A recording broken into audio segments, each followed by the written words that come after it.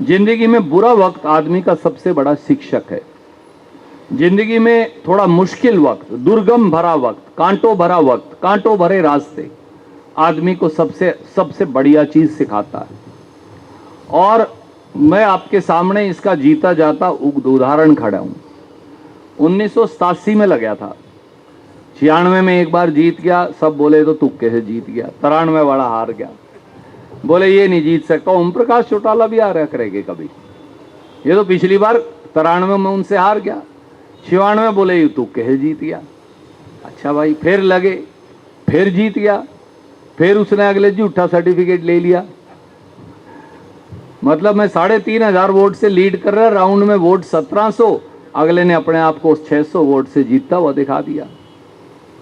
अब मेरी तो उम्र भी बहुत कम थी, क्या करते। ठीक है भाई, जो फैसला हो गया, अगलों की सरकार थी, उन्होंने ले लिया।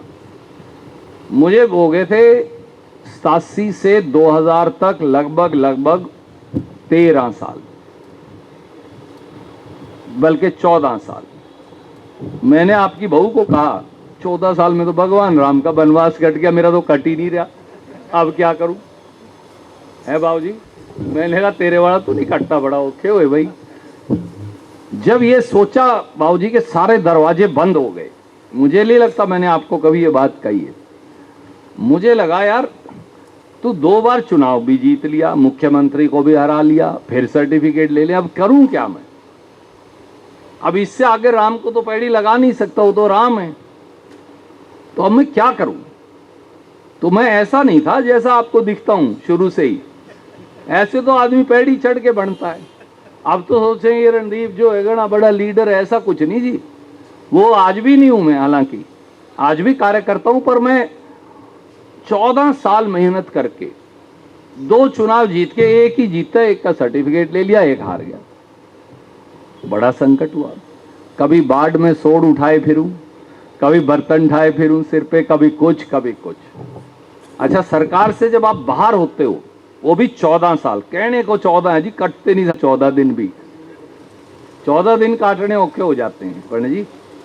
तो मैंने आपकी बहू को कहा मुझे नहीं लगता मेरी बात बढ़ने वाली है, आज आपसे शेयर कर रहा हूं, कोई लखनऊ की बात नहीं, मुझे नहीं लगता तेरी कहानी बनेगी रणदीप, तेरी कहानी बनने वाली नहीं है। मुझे उन दिनों कहीं और, अब पत्रकार साथी खड़े हैं, कहना उचित नहीं होगा, मुझे हाई कोर्ट के मुख्य न्यायाधीश को मौका देना चाहते थे। मैंने कहा मैं तो वहीं ठीक हूं, वकालत ही कर लेता हूं दोबारा। जब मैंने ये निर्णय किया ना, जिस दिन, आप ये मानेंगे नहीं, उस दिन शाम को सोनिया गांधी जी ने मुझे बुला के हिंदुस्तान का यूथ कांग्रेस का अध्यक्ष बना दिया।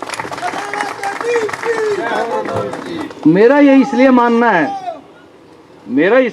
है भाई साहब, वो जो ऊपर बैठा है ना मालिक, अपन उसे परमात्मा कहते हैं, अपने सरदार भाई उसे वाहेगुरु कह देते हैं, कोई किसी नाम से पुकारता है, कोई किसी नाम से पुकारता है। जब सारे दरवाजे बंद हो जाते हैं तो वो एक दरवाजा फिर खोल देता है, वो बंदे को हताश नहीं होने देता। आदमी तो आदमी को हताश कर सकता है, मैंने गौतम भाई को कहा, परमात्मा आदमी को हताश नहीं कर सकता, क्योंकि उसके अंदर इतनी ताकत है।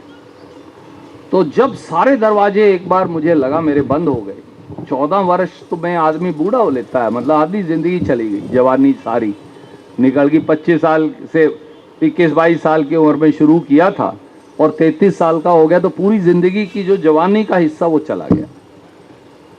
फिर दोबारा से मेहनत की, और फिर 2005 के बाद का रास्ता आपको सारा पता है। उसके बाद मुड़ के नहीं देखा, फिर प्रदेश, देश, पार्टी की बड़ी मेहरबानी है, मुझे सब चीजें चलाने का मौका दिया। तो ये तो लोग देख लेते हैं कि ये 15 साल से अच्छी जगह बैठा है, ये नहीं देखते कि इसने 14 साल सबसे ज्यादा हरियाणा में, अगर किसी राजनीतिक आदमी ने रगड़े खाए तो मैं आदमी हूं आपके सामने का।